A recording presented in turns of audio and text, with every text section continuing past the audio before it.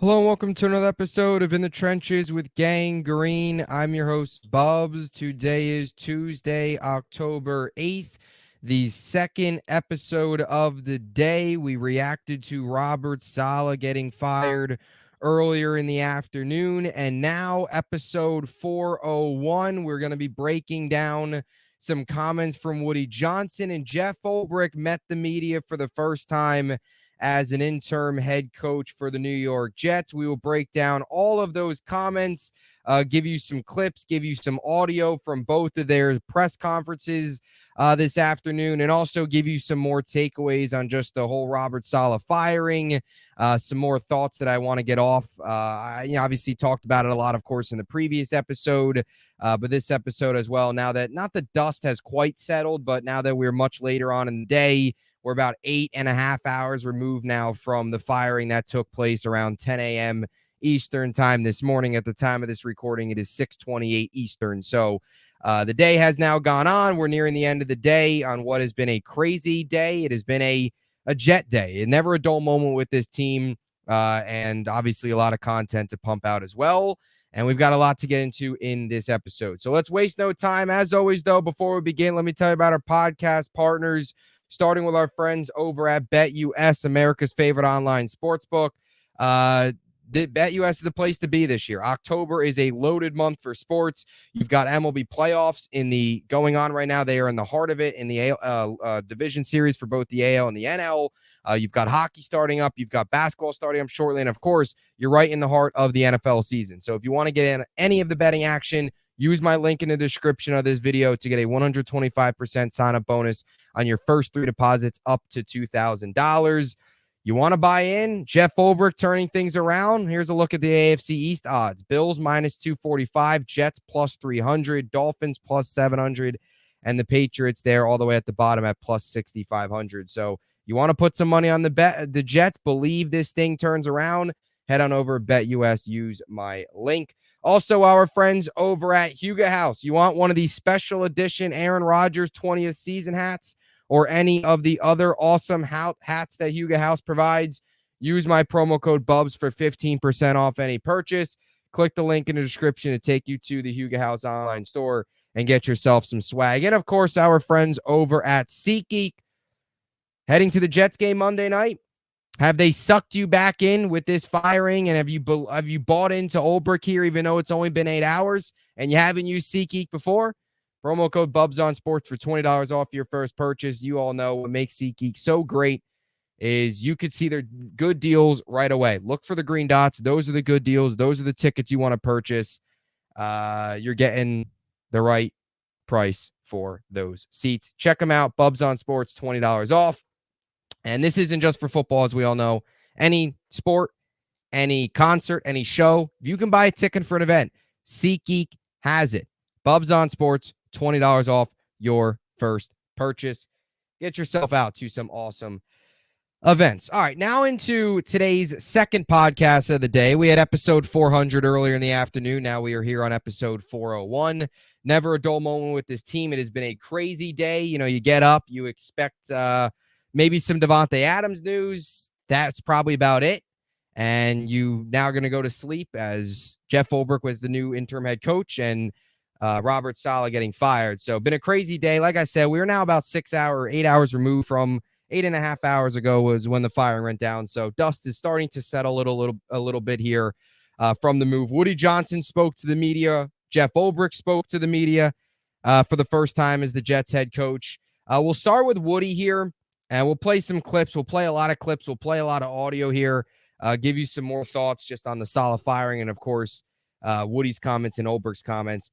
But here is Woody just talking about where this team's at, why he felt it was the right move. He feels it's the right move because it's the most talented team he has had in his 25 years owning the team. And this season couldn't go to waste. Here is Woody on this team, the talent, and why he felt a move was needed to be made here in week number 5. Or week number 6. And I just want my opening statement is that this is one of the most talented teams that has ever been assembled by the New York Jets. I wanted to give this team the most opportunity to win this season. I feel that we had to go in a different direction, and that's why I did that today. This change, the change that we made today, that I made, I believe will bring new energy and positivity that will lead to more wins starting now. I want to say, which I've said earlier to some of the members of the leadership team that represents the players, how proud I am of this team, this specific team this year, and excited about what could happen and what will happen, particularly given these changes that we've made today. So there's Woody on why he made the move. We'll also get into more on the decision and him again repeating that it was his decision and his decision only, despite what some other conflicting reports might have to say on that, with maybe outside voices, Rodgers being involved, whatever. We'll play that clip here in a second. But look, Woody's right. Woody's right. And you have to give credit too, just to backtrack here for a second as well. You got to give credit to Woody Johnson. As much as we bash the guy, as much as we kill him and destroy him, and rightfully so. Him's 25 years ownership with this team, especially recently, there's been a lot of head-scratching decisions, head-scratching hires. We all know, right? We don't have to sit here and list the litany of reasons why Woody Johnson has not been the Johnsons have not been good owners for this team, and obviously have been a big reason why this team hasn't had success in 14 years here, the longest active playoff drought, as we all know. But you got to give him credit. The same old Jets dysfunction move that they would have done was keep riding out Saleh. And that's something I didn't mention in today's episode. Today's earlier episode that I want to mention now. Like, as much as from the outside, it looks like the Jets are a dysfunctional mess right now, and nobody wants to fire the coach heading into week 6, especially when you're an all-in year with Aaron Rodgers. But I actually view it the opposite.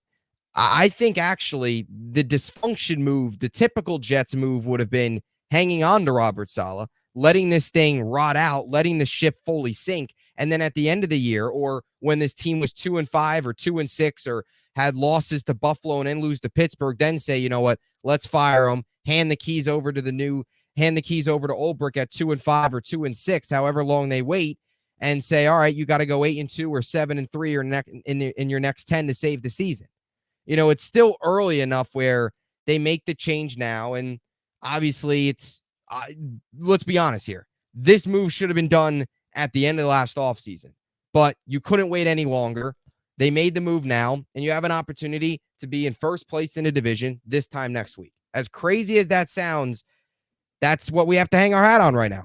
As crazy as that sounds, Jeff Ulbrich has an opportunity. This team has an opportunity to still be in first place. There's not many times where a team fires a head coach mid-year or this early and has a chance to still compete for a playoff. And the Jets do. As much as if right now you tell me they make the playoffs, I find it hard to believe, because they need to prove a lot to me that this team can legitimately buy into Ulbrich and start playing up to their level, and the offense can start to do good things.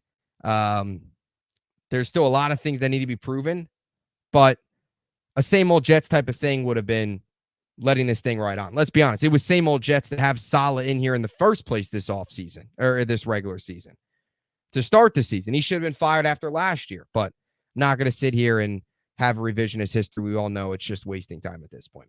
So just some more thoughts there. Now, here's Woody again, another clip here. Woody on the decision, saying the decision is his, only his. Nobody else had any say. It came down to him, and that is it, despite what has been a wild day full of different reporting. Did you consult with Joe Douglas on this decision? Joe Douglas and I, hi, Mike. How you doing? I did talk to Joe Douglas about it. But in the end of the day, this was my decision, and my decision alone. And, I've had enough experience doing these things. It's the first time I've done it this early, but I thought, once again, I thought and think that this will help the team, help this talented team achieve the goals that the team wants, and that I want, and the fans want.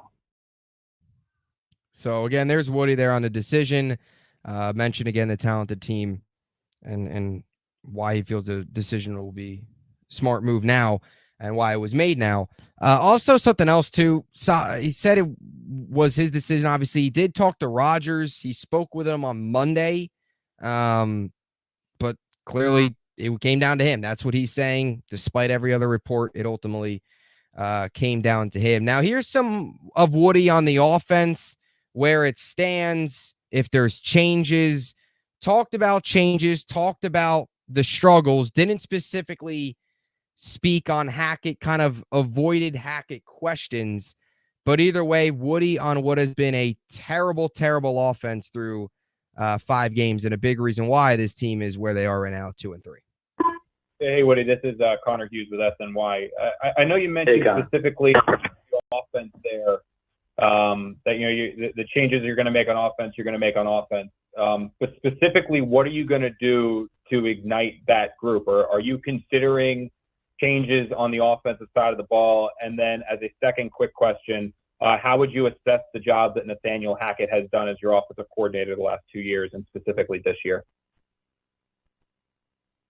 Okay, well, I think we're going to make changes wherever changes are due. We know where we're weak and where we're strong, and so do you. You can see it every week, and so we are going to make the changes that enable us to give these fabulous players on both sides of the ball the chance to win. And we know that we have to make some improvements and changes here. That is sure. And Jeff, although I haven't had a chance to talk to him too much today because he's quickly morphing into being the head coach, which is a pretty sizable transition for him, which I think he's more than capable of handling, by the way. And so, offense has been it's been a challenge, more than a challenge, and I think it's something that I'm sure he'll be focusing on. So there's Woody on the offense. We'll get more into Ulbrich. Definitely seems like change at play caller could be imminent here within the next couple days as we get closer and closer to Monday night. Obviously, the Jets there with the extra day this week, given the Monday night showdown there. I wanted to get to this other quote too. Woody Johnson doesn't speak to the media often, but when he does, it always feels like he has that one quote that makes you kind of just laugh, or just kind of just smirk and just laugh that he's the owner. Kind of he always has one of those quotes. I forget exactly what quote it was, but he had a quote at the owners' meetings this year that kind of made you scratch your head, like, what is this guy talking about? Not that this was a bad quote, but it's just kind of a funny quote. It's a quote that you could probably get a laugh out of. It feels like a Woody quote. But here's Woody on Hassan Reddick. I'm going to go a little bit off base here with apologies, but what is your take on why the Hassan Reddick situation has not worked out? Rich, I would rely on you for this. This is something I've never seen before, and you've got even more years than I have. And I know I don't think any of us have seen anything like this. So I think you have to be part psychologist and part some other to try to figure out what is actually going on. I think, I hope that the young man can come to the team. We'd like to have Assam here. We'd welcome him with open arms. And, I will extend that. And I haven't talked to Jeff, but I think he would feel exactly the same way. So when he gets here, he'll find a very welcome locker room, and he'll be able to fit right in, but he's got to get here first. So, Assam, get in your car, drive down 95, and come to the New York Jets, and we can meet you and give you an escort right into the building, and you'll fit right. So I'll cut the quote off there a little short because it was already kind of long, but let's read it again. Hassan, get in your car, drive down 95, and come to the New York Jets. We can meet you and give you an escort right into the building. I don't think that'll get the deal done, but it's certainly one of those quotes from Woody that it feels like every time he speaks, you always have one of those quotes that you kind of just, I don't know if you laugh at, you question, whatever. But I guess that's Woody's sales pitch here on the Hassan Reddick situation, which has completely gotten lost in the mix of what has been a very rough year so far through 5 games. Hassan Reddick's still not here. He will never show up. Hassan Reddick will not play it down for the New York Jets. That will not happen. Crazy to think Robert Saleh did not coach a Hassan Reddick down. at all. Isn't that something crazy? If you would have told a Jets fan in April or in March when this move went down that Robert Saleh would never coach a game where Hassan Reddick was, forget on the field, on the active roster, we would have thought you were crazy. I think most Jets fans would have said, okay, he probably suffers a season-ending injury then. But, let's be honest. Saleh and Hassan Reddick, play a star edge rusher and your head coach, never spent a minute on the practice field, never spent a second on the practice field together, let alone training camp, let alone a game, let alone a preseason game. And here we are. Reddick's still not here and Saleh out. Isn't that crazy? That just feels like the Jets right there. It's just, you never know with this team. Truly never a dull moment. So there's Woody. Believes in Ulbrich. That was the big quote there, right? New energy, positivity to this team. Feels it's the most talented team he's had in 25 years, which I think also speaks volumes on why he fired Saleh, in a way kind of hinting at, like, this team's got a ton of talent and you're just not doing anything with it right now. And I also think that part of it too kind of compliments Douglas in a way. Like, Douglas has built this roster up. He needs a coach now. Now, I doubt if this thing really goes south and the Jets finish with 6 wins, Douglas stays. But in a way, that quote also kind of defends Douglas, because Douglas built this roster. Now it's up to the coaching staff to do something with it. So, interesting quote there. But if the Jets blow up this year and they finish 5-12, 6-11, heck, even 8-9, they miss the playoffs, there's going to be wholesale changes, Douglas included, even with this roster being as talented as it is, despite maybe us overrating our own players, which could definitely be the case because a lot of the top guys haven't played well enough the first 5 games here. So now let's get to Jeff Ulbrich. This is really the good stuff. Of course, new interim head coach here. Look, I don't know what we're going to get out of Jeff Ulbrich. All I know is it's a new sense of belief. You have a little bit of optimism. You can rally around him a little bit as a fan. You can rally around him. The locker room's going to rally around him. Whether or not this only lasts a week or two of rallying around and believing and buying into Jeff Ulbrich, however long it lasts, we got to buy into him. We got to rally around him. I certainly think there's good there. And this quote, I think, is going to sit really, really well with Jets fans. Here was Jeff Ulbrich. Heck, Robert Saleh. Here was Jeff Ulbrich on the potential, this team not playing to potential, where they're at, and already holding this team accountable. And he hasn't even coached it down yet as the interim head coach. Right now, we're not playing to our potential. We're not, we're too talented to be putting the product we put out there the last couple of weeks, especially. So we got to take a hard look at everything and be honest with ourselves. Jeff Ulbrich's been the Jets interim head coach. When he made that statement for about 4 hours, about 4 or 5 hours, Robert Saleh was the Jets head coach for 3.5 years, 56 games. You never got that statement out of Robert Saleh. Oh, we have a lot of talent on this team. We're not playing well enough. We have to take a hard look at everything. We have to take a deep, all that stuff. You never got that out of Robert Saleh. If that was Robert Saleh up there today, that would have been, we were competitive, give credit to Minnesota, give credit to Denver, give credit to the opponents we've already played. They're really good. We believe in our guys. Like, that would have been Robert Saleh. So I'll be honest, no matter whatever happens with Jeff Ulbrich, maybe Jeff Ulbrich wins every single game from here on out. He wins the next 12 games in a row, and the New York Jets finish the season 14-3.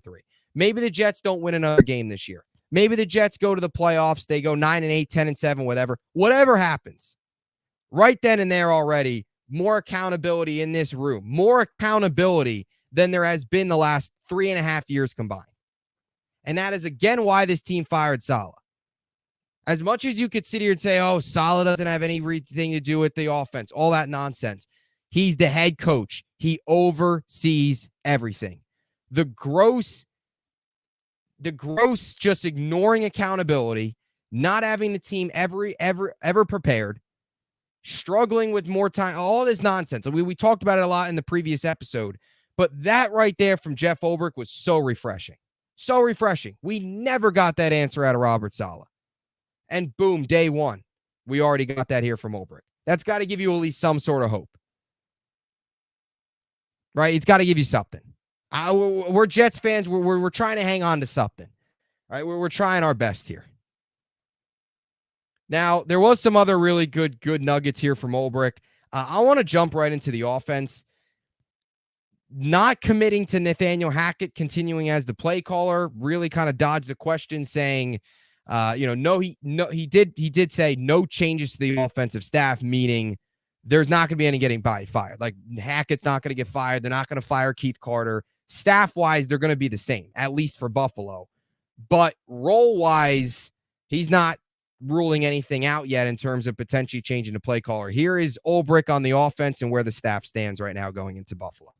Jeff, Woody was talking to us a little bit ago about changes potentially, just changes in general for the offense. I was wondering if you could talk at all about your plans for the play caller, because you have Todd there who's done it. You have Nate who has been doing it. Do you know who's going to call plays for you? I've got tremendous respect for this offensive staff. I do. Every single guy on it. In the next couple days, in my opinion, these guys are going to be here on Monday Night Football for us, and they're gonna do an amazing job. Saying that, this has been 4 hours fresh for me to take this role on. Everything will be assessed, the process, the responsibilities, etc. But I do not foresee any changes in the staff. So again, no chance. I want to make that clear. As he said on that last word, those last couple words there before the video ended, no changes in the staff. That means, Carter's not going to get fired. Hackett's not going to fire. Whether you like it or not, I think Hackett should be fired, or should at least be demoted so far low where he's just Rodgers' coffee guy. But as we've said a lot, right?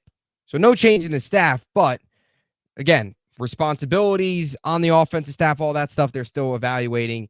And when asked about the play caller straight up, is Hackett still going to call plays? He continues to say, we're going to take a deep look. We're going to take a deep dive. For years now, or not years, for last year, this year, we heard Saleh say, no, straight up, no. Hackett's our guy, all that stuff. So right then and there, obviously, it's open. I think Todd Downing's your play caller Monday night. I do. I think that's going to be Ulbrich. Not only sending a message to the locker room, but I also think that's going to be Ulbrich sending a message to the fans right away there. Demoting Hackett, bringing up Todd Downing. Whether or not that's going to work, whether or not Todd Downing is much better than than Nathaniel Hackett, I will find that out eventually here. I do think Downing's calling plays Monday night. I do. I think that's going to be his first big thing as a coach. I'm coming in here, and this is what I said too about Ulbrich and why you guys should have some hope. Like, he saw what didn't work with Robert Saleh. So right then and there, he's already had a firsthand experience of why it didn't work out with Saleh, especially with this team.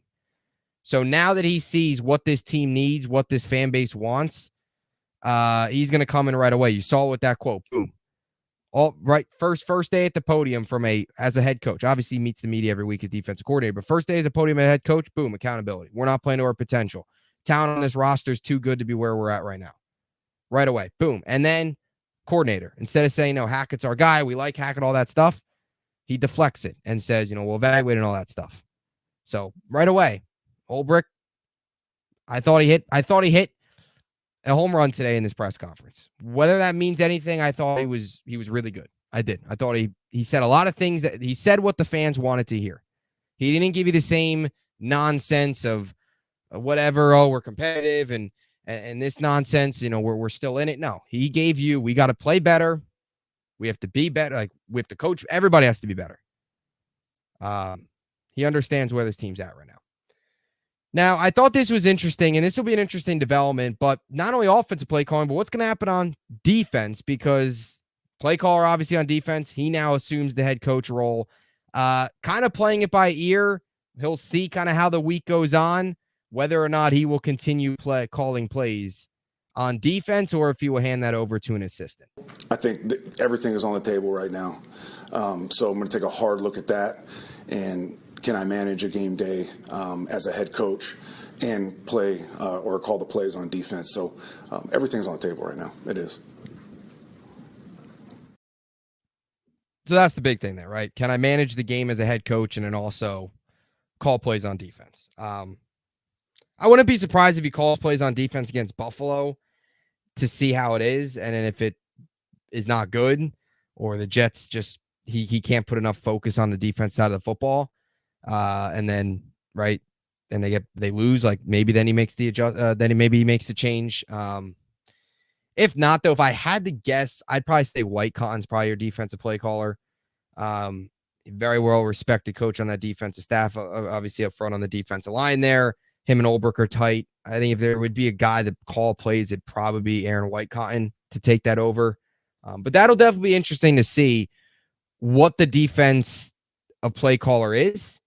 And whoever it is this defense going to be the same? If Whitecotton takes over, how much does it impact this defense, good or bad? That'll definitely be something to keep an eye on. Also, just a couple other things here. Here was Ulbrich's message, what he said to the team today, and kind of where he feels they're at, of course. I did get an opportunity earlier today. The message was, it's time to lock arms. We go back to back, and it's us against everybody. And with the talent that we have in that room, in my opinion, we have everything we need to be successful and have the season that we know we're capable of having. And at the same time, shared my love, regard, and respect for Robert, and and at the same time, a day like this, there's a moment of there's some sadness and frustration, because ultimately his firing is on all of our hands. So we got to do a better job. We do it collectively. So there's Ulbrich's message to the team. Just some other notes. Good relationship with Rodgers, said that as well. Not that that's a surprise. Like we said, no decision on, the play calling duties, all that stuff.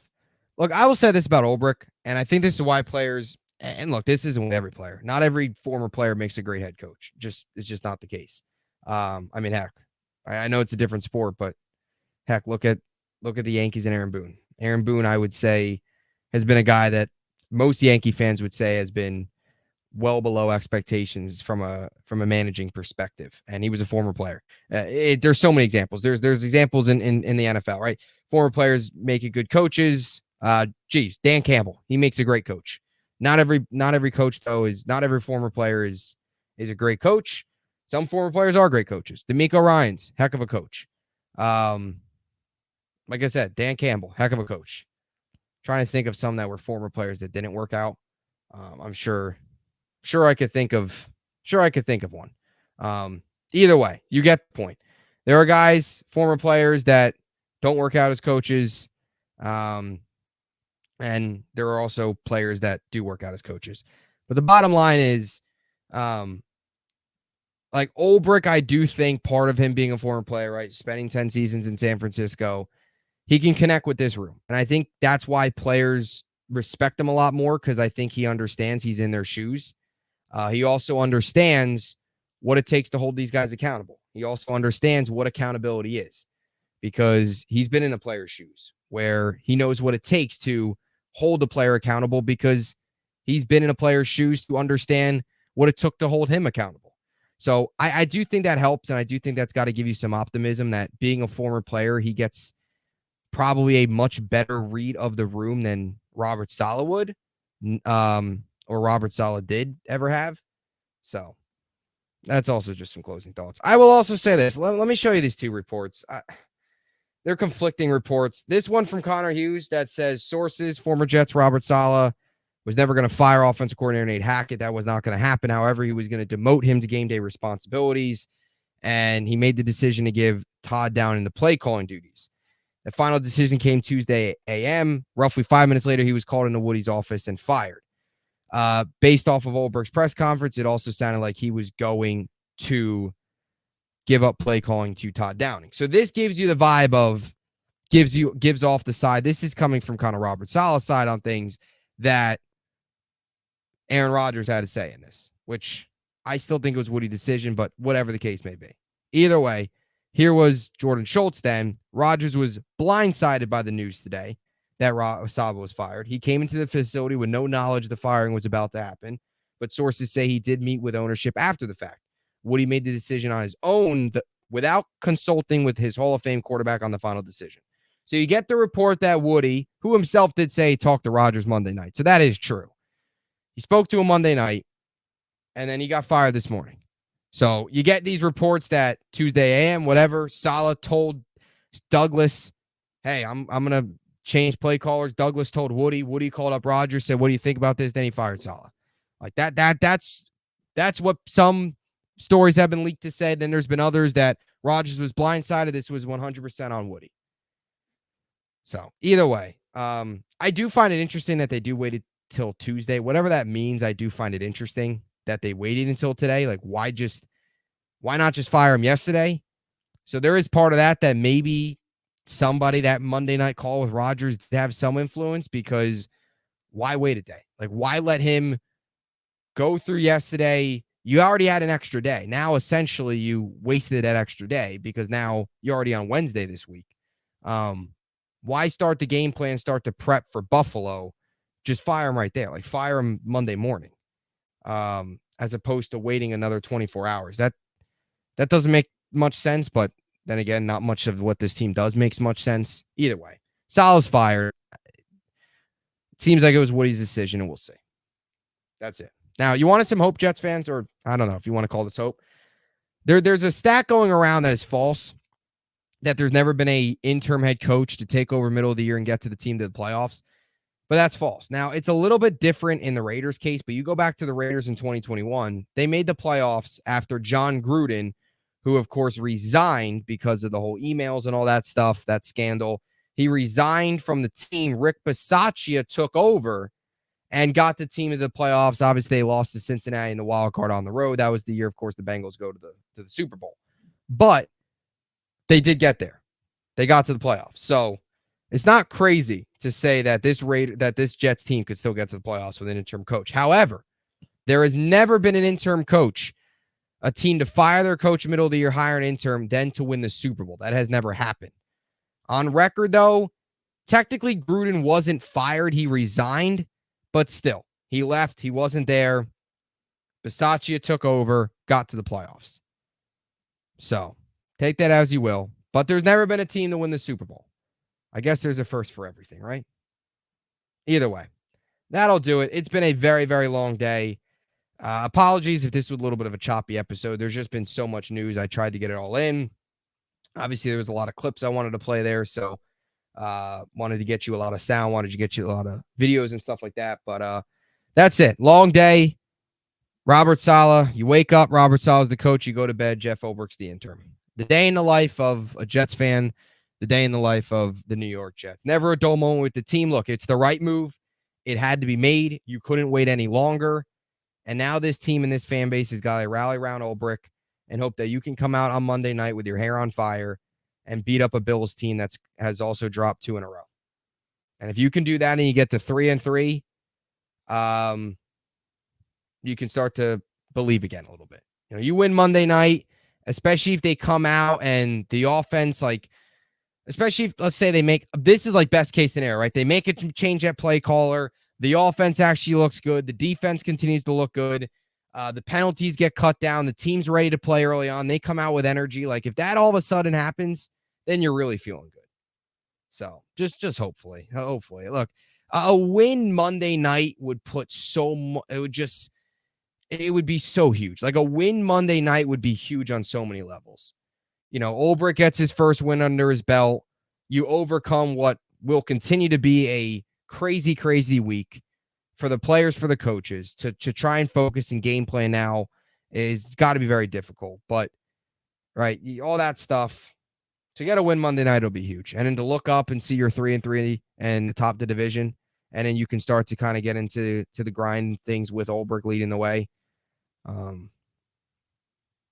We'll see. I'm hoping. We need delusion. We need like a delusion. I don't know if I want to call it delusion, because if they do go out and play well, maybe they're just all of a sudden well coached, and that's what happens when you're a well coached team. So that's not really delusion. That's just something that we haven't seen much of Jets fans. But you get the point. We need a win that's going to just give us confidence again. And that New England win gave us so much confidence. Same old Jets was ruined, all that stuff. And here we are.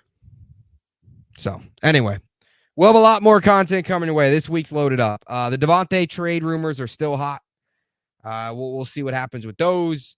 We'll obviously have a Bills analyst on that episode. We're recording tomorrow night, but we'll have that episode up on Thursday afternoon, previewing Jets Bills. Obviously, I'm sure we'll talk some Saleh as well.